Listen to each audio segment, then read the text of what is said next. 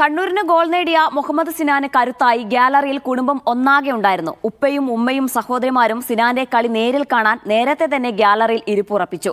കളി സമനിലയിൽ ആയതിന്റെ നിരാശയുണ്ടെങ്കിലും സിനാന്റെ ഗോൾ ആവേശത്തിലാണ് ഈ കുടുംബം.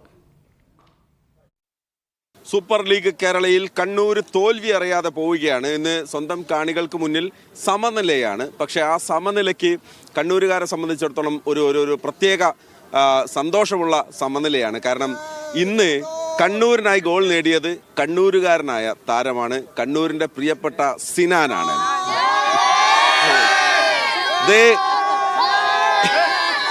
ഈ ഫ്രെയിമിന് ഒരു പ്രത്യേകതയുണ്ട്.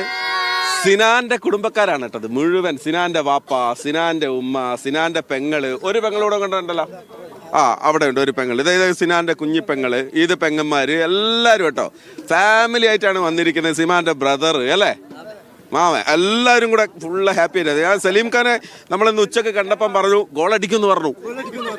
പറഞ്ഞടിപ്പിക്കുകയാണല്ലോ. ഗോൾ അടിക്കുമെന്ന് പറഞ്ഞു, ഗോൾ അടിച്ചു. അടിപൊളി ഗോള്, ഒന്നും പറയാനില്ല. എന്താണ് സിനാൻ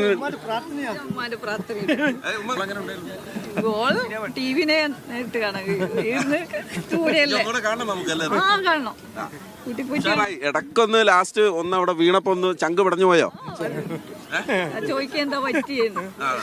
അടുത്ത കളിക്ക് വേണ്ടിട്ട് ഉഷാറായി നിൽക്കുകയാണ്. പെങ്ങളതാ അവിടെ. എങ്ങനെയുണ്ട് ഇക്കട ഗോള്? സൂപ്പറാണ്. ഇക്കൊക്കെ ട്രിക്കൊക്കെ ആരാ പറഞ്ഞു കൊടുക്കുന്നത്?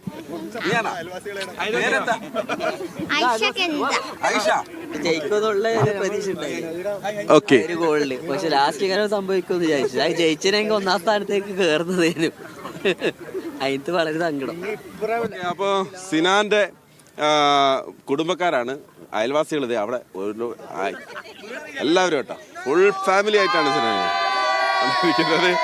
Shanu ചെട്ടിക്കുളത്തിനൊപ്പം Mahesh Polur, BD Yaman.